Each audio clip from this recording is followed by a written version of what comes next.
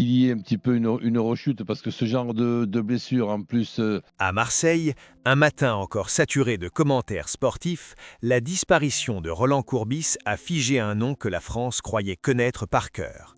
Entraîneur charismatique, voix familière des plateaux télé, figure abrasive du football français, il avait l'habitude de parler de tout.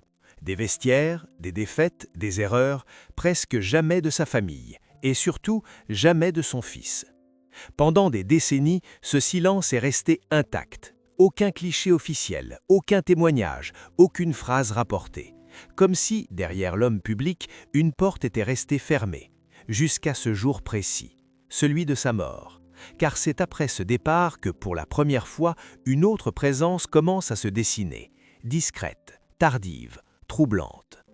Qui est le fils de Roland Courbis? Pourquoi a-t-il grandi hors du champ médiatique alors que son père occupait chaque semaine l'espace public? Était-ce un choix assumé, une protection ou une fracture silencieuse? Et surtout, que signifie briser le silence quand on a passé toute une vie à se taire? Dans l'histoire des grandes figures du sport, les enfants héritent souvent d'un nom trop lourd à porter. Certains s'en servent, d'autres s'en détournent. Mais il existe aussi ceux qui disparaissent volontairement, laissant derrière eux une absence plus éloquente que n'importe quelle déclaration. Ce récit commence là, non pas avec les exploits d'un entraîneur célèbre, mais avec une question restée en suspens pendant des années. Le succès d'un père peut-il condamner l'existence d'un fils? Et que révèle enfin le silence lorsqu'il se fissure après la mort? Pendant plus de 30 ans, Roland Courbis a incarné une certaine idée du football français. Une trajectoire heurtée, passionnée, souvent controversée, mais toujours exposée. Des bancs de touche de la Ligue 1 au studio de radio, son visage, sa voix, son tempérament ont façonné une figure familière. Aux yeux du public, tout semblait lisible, la carrière, les échecs, les renaissances. Et pourtant, derrière cette visibilité permanente, un autre récit demeurait soigneusement à l'écart. Dans les années 90, au sommet de son influence, Courbis est déjà plus qu'un entraîneur. À Marseille et puis ailleurs, il est un personnage. Les caméras le suivent, les micros le traquent. Il parle vite, tranche net, assume. À l'extérieur, il donne l'image d'un homme entier, parfois excessif, mais profondément investi. Les journaux décrivent son énergie, ses colères, ses intuitions tactiques. Le mot « famille », en revanche, apparaît rarement, presque jamais associé à son nom. À cette époque, le football français est en pleine mutation. La pression médiatique s'intensifie.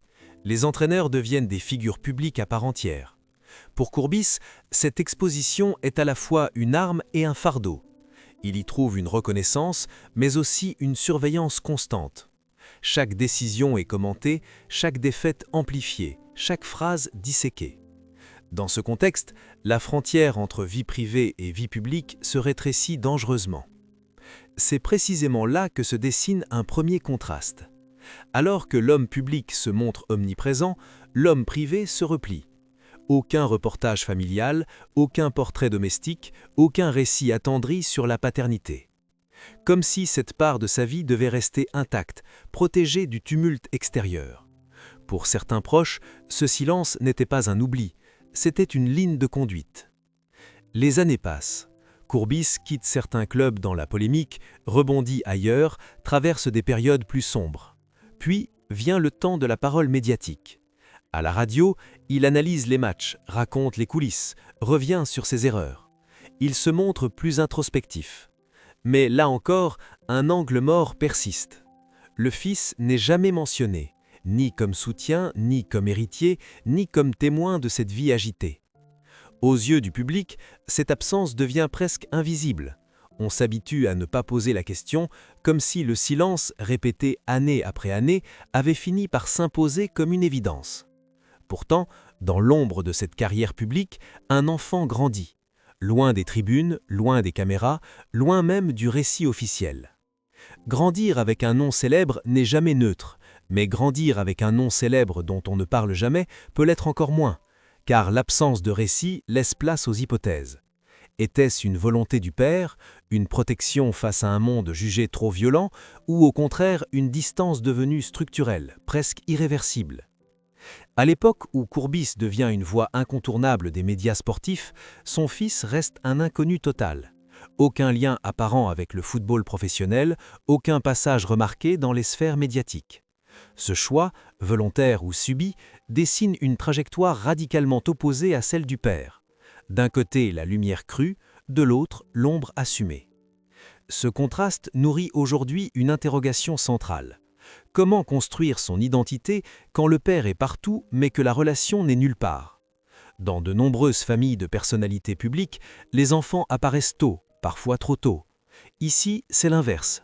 Le silence agit comme une barrière. Il empêche toute projection, toute récupération symbolique.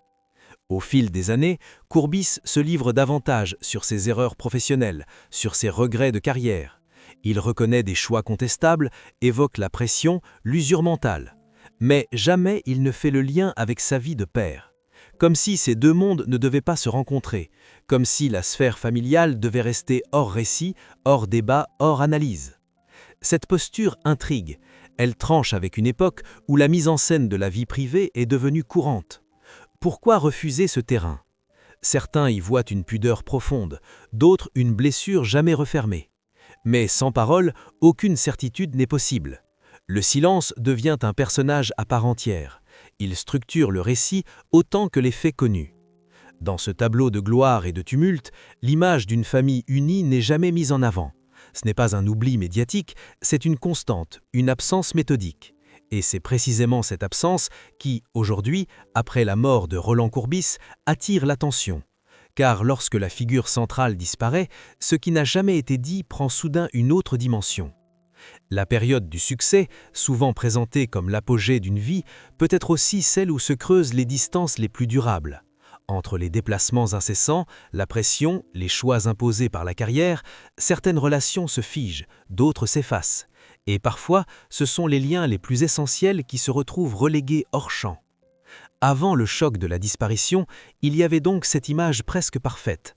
Un homme public maîtrisant son récit, une carrière commentée sous tous les angles et un pan entier de sa vie maintenu hors de portée.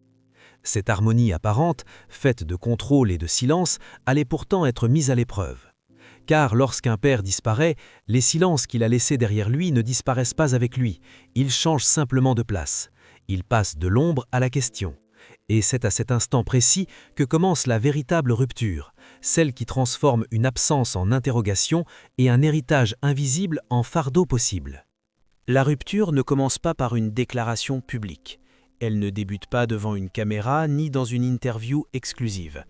Elle s'ouvre dans un moment beaucoup plus discret, presque banal. Une date, une annonce, la confirmation d'un décès. Lorsque Roland Courbis s'éteint, c'est tout un pan du football français qui réagit.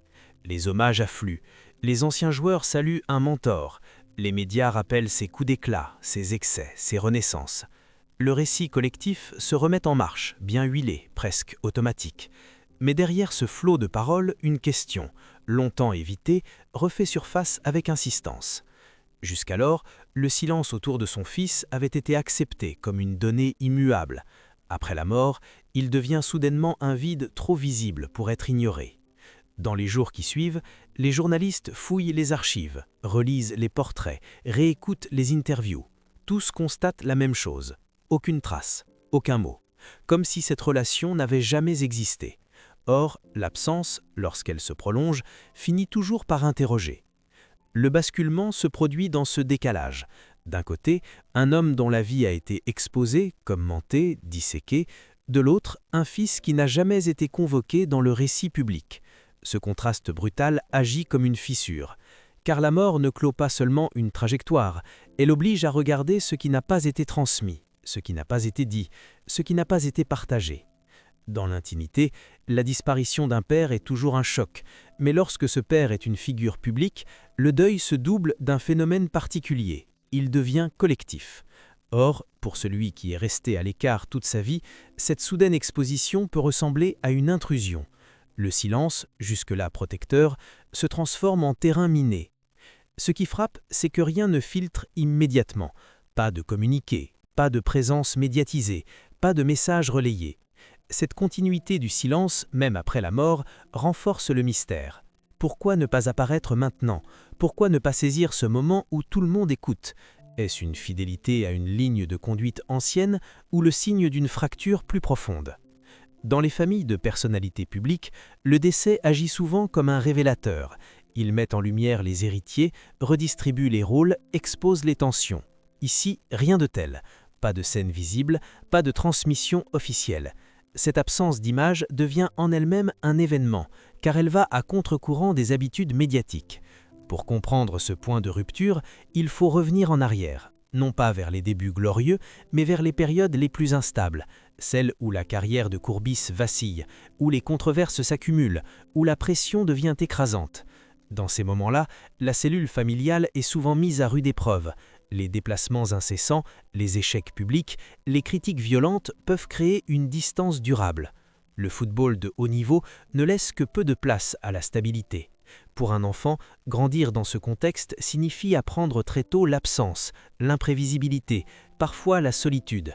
Mais dans ce cas précis, l'absence n'est pas seulement physique, elle est narrative. Le fils n'est pas intégré à l'histoire que le père raconte de lui-même. Il n'existe pas dans le discours public. Ce choix, conscient ou non, marque une rupture symbolique. Au fil des années, ce silence devient une norme. Il structure la relation autant que la parole pourrait le faire. Ne pas être nommé, ne pas être montré, c'est aussi ne pas être exposé, mais c'est parfois ne pas être reconnu. La frontière entre protection et effacement est mince, et lorsqu'elle n'est jamais clarifiée, elle peut devenir source de tensions intérieures. La mort vient alors bouleverser cet équilibre fragile.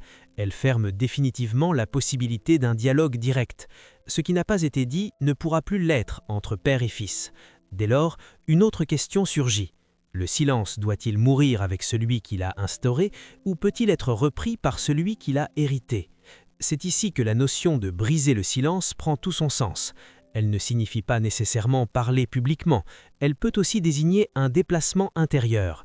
Le moment où l'on accepte que le mutisme, longtemps subi ou choisi, devienne un poids. Le moment où l'absence de récit devient insupportable. Dans l'entourage, certains évoquent une relation complexe, marquée par la pudeur et la distance. Rien de spectaculaire, pas de scandale, pas de conflit exposé, mais une séparation silencieuse, presque invisible, qui s'est installée avec le temps. Une relation où l'amour n'a peut-être jamais disparu, mais où les mots n'ont jamais trouvé leur place. La disparition de Courbis agit alors comme un catalyseur et l'oblige à se positionner, rester dans l'ombre ou accepter que l'on parle désormais en son nom, parfois à sa place. Car lorsque l'on ne dit rien, d'autres racontent à votre place, et le récit risque alors de vous échapper. Ce moment de bascule est d'autant plus violent qu'il intervient sous le regard du public. Chaque silence est interprété, chaque absence commentée. Là où autrefois le silence passait inaperçu, il devient maintenant signifiant. Il est perçu comme un message, qu'il le veuille ou non. La véritable cassure ne réside pas dans un événement spectaculaire, mais dans cette transformation du silence en question publique. Ce qui était intime devient collectif, ce qui était privé devient matière à interprétation. Et pour celui qui a toujours vécu en dehors de ce regard, cette éruption peut être vécue comme une violence symbolique. À ce stade, une autre interrogation s'impose. Le silence était-il une protection contre le monde extérieur ou contre une relation trop lourde à porter?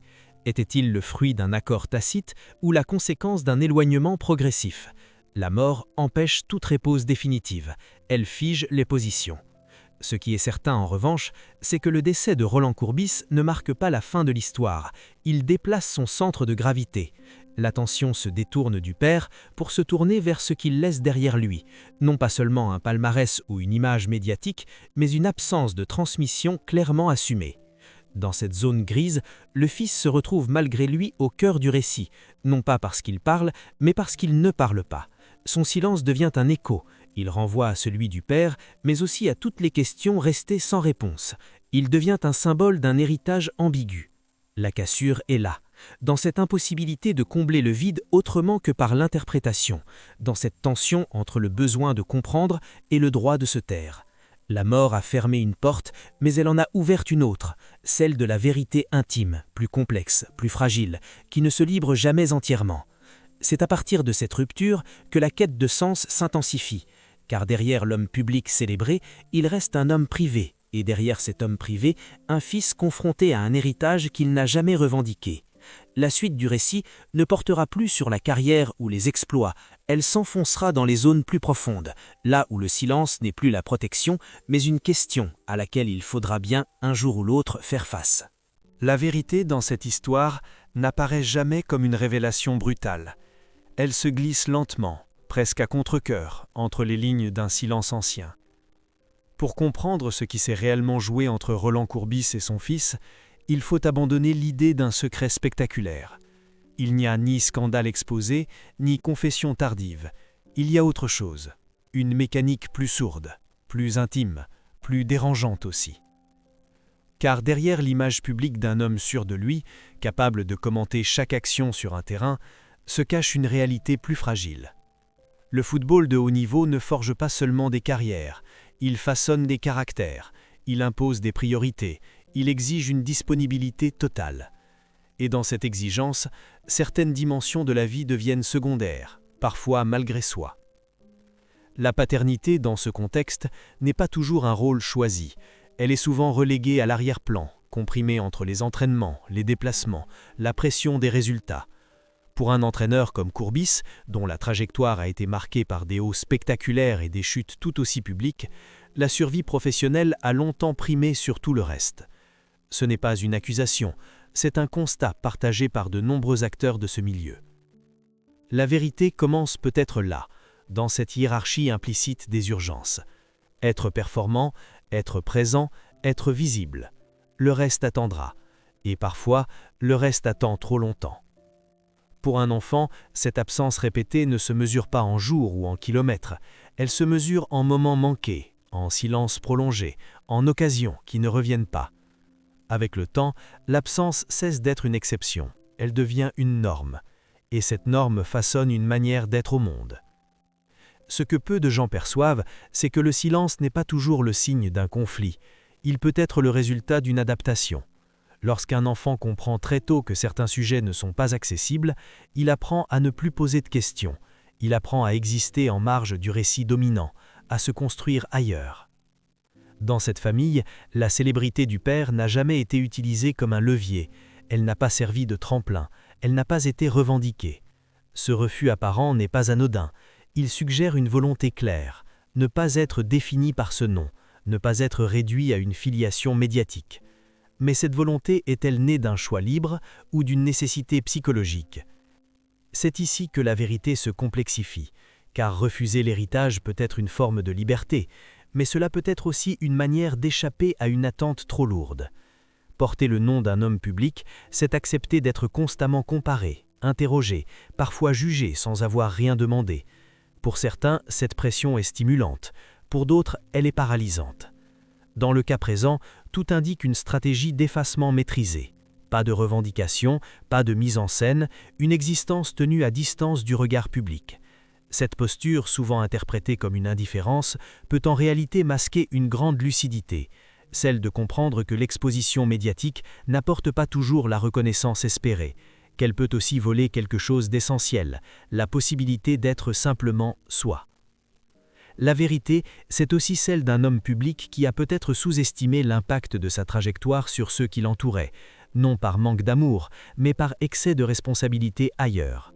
Courbis a souvent parlé de pression, d'erreur, de fatigue mentale. Il a reconnu des choix professionnels discutables, mais jamais il n'a relié ces éléments à sa vie familiale, comme si ces deux sphères ne devaient pas se contaminer. Or, dans la réalité, elles se nourrissent l'une l'autre. Les absences professionnelles laissent des traces privées, et les silences privés finissent par influencer les trajectoires personnelles.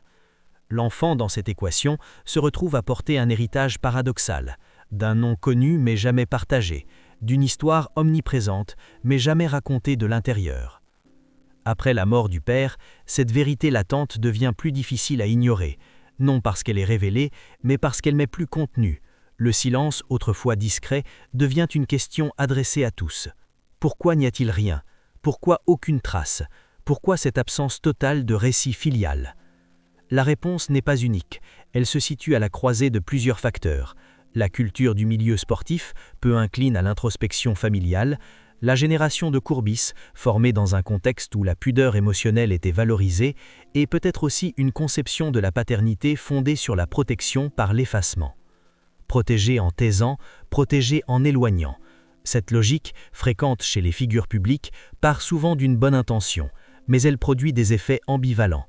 En voulant préserver l'enfant du regard extérieur, on le prive aussi d'une reconnaissance symbolique. On le laisse seul face à un héritage qu'il n'a jamais demandé. La vérité ici n'est pas une faute ni une trahison, c'est une accumulation de non-dits, une série de renoncements silencieux, une relation construite davantage sur l'absence que sur la confrontation. Et lorsque la mort intervient, elle transforme ces absences en questions définitives. Que reste-t-il alors au fils ? La possibilité de continuer à se taire ou celle de redéfinir le silence ? Car briser le silence ne signifie pas forcément parler publiquement. Cela peut aussi vouloir dire refuser que d'autres parlent à sa place, choisir quand, comment et si l'on souhaite exister dans ce récit. Dans cette perspective, la vérité la plus dérangeante n'est peut-être pas celle que l'on cherche à révéler, c'est celle que l'on accepte enfin d'entendre. Certaines histoires familiales ne trouvent pas toujours de résolution spectaculaire. Elles restent incomplètes, fragmentées, et c'est précisément cette incomplétude qui les rend humaines. Le fils de Roland Courbis se trouve aujourd'hui face à un héritage qu'il n'a jamais revendiqué, mais qu'il ne peut plus ignorer. Non pas un héritage matériel ou médiatique, mais un héritage symbolique, d'un silence transmis, d'une distance érigée en mode de relation. La vérité, au fond, réside peut-être dans cette continuité. Car ce silence n'est pas un vide, il est plein de sens. Il raconte une époque, un milieu, une manière d'aimer sans se montrer. Il raconte aussi le prix à payer lorsque la parole n'a jamais été apprise. Et il pose une dernière question, plus inconfortable que toutes les autres. Peut-on vraiment reprocher à un fils de se taire quand c'est dans le silence qu'il a été élevé ? Il n'y a pas de phrase finale prononcée face caméra. Pas de confession tardive, ni de révélation spectaculaire venant clore le récit. L'histoire s'achève autrement. Elle se termine là où elle a toujours vécu, dans l'espace incertain entre ce qui a été dit et ce qui ne l'a jamais été. Lorsque la figure de Roland Courbis disparaît définitivement, elle laisse derrière elle plus qu'un souvenir sportif. Elle laisse une architecture de silence, construite au fil des années, pierre après pierre. Ces silences ne sont pas des vides, ils sont des choix, des protections, parfois des renoncements, et surtout des héritages invisibles. Le fils de Roland Courbis n'hérite pas d'un palmarès, ni d'une image publique à défendre. Il hérite d'un nom que tout le monde connaît, mais que lui n'a jamais utilisé, d'un récit national auquel il n'a jamais participé, d'une place qu'il n'a jamais occupée, mais que l'on continue de lui attribuer. Cet héritage-là est paradoxal. Il ne donne aucun avantage. Il impose seulement une question. Que faire d'un passé dont on a toujours été tenu à distance ? Dans les récits classiques de célébrité, la mort agit comme une transmission. Le flambeau passe, la parole change de main. Ici, rien ne se transmet de façon visible. Le silence, lui, persiste. Il ne disparaît pas avec le père. Il s'installe autrement. Il devient un espace de réflexion, presque une position morale. Car choisir de ne pas parler est aussi un acte. Dans une société saturée de récits, de témoignages publics, le refus de s'exprimer peut être interprété comme une résistance, une manière de dire « tout n'est pas destiné à être raconté, tout ne doit pas être consommé, certaines relations échappent au spectacle ». Ce choix est souvent mal compris, on l'assimile à une fuite, à un manque de courage ou à une absence d'émotion. Mais le silence peut être au contraire une forme de fidélité.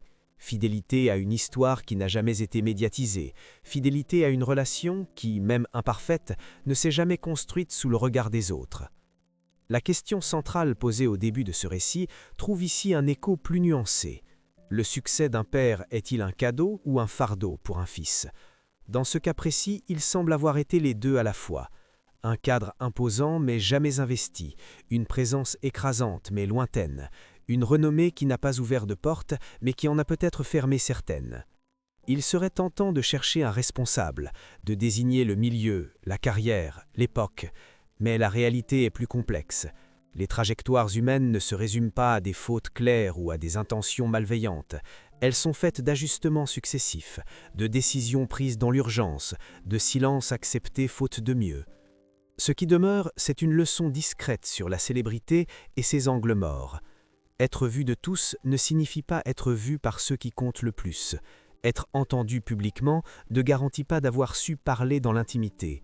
Et parfois, le véritable drame n'est pas le conflit, mais l'absence de langage. Le fils de Roland Courbis incarne une figure rarement mise en avant, celle de l'héritier invisible, celui qui ne revendique rien, mais qui porte malgré lui une histoire collective, celui dont la discrétion dérange plus que n'importe quelle déclaration, parce qu'elle oblige à accepter qu'il n'y ait pas de conclusion nette. La fin de ce récit n'apporte donc pas de réponse définitive, elle ouvre une réflexion sur la place des enfants dans les vies publiques, sur la frontière entre protection et effacement, sur la possibilité d'aimer sans exposer, et sur le coût de cette pudeur lorsqu'elle devient totale. Peut-être que le véritable brisement du silence ne se situe pas dans une prise de parole médiatique, peut-être qu'il réside simplement dans le fait que cette histoire soit enfin regardée autrement, non comme un manque à combler, mais comme une réalité à respecter. Une histoire où le silence n'est pas une anomalie, mais une langue à part entière. Au fond, l'héritage le plus lourd n'est pas toujours celui que l'on reçoit, c'est parfois celui que l'on n'a jamais demandé, mais auquel on ne peut échapper. Et dans certains cas, la seule manière de rester fidèle à soi-même consiste à ne pas parler plus fort que ce que l'on a toujours été. Le nom Courbis continuera d'exister dans la mémoire du football français, mais l'histoire de son fils, elle, restera probablement fragmentaire, incomplète. Et c'est peut-être là sa vérité la plus honnête. Car toutes les histoires ne sont pas faites pour être closes, certaines sont simplement faites pour être comprises dans leur silence.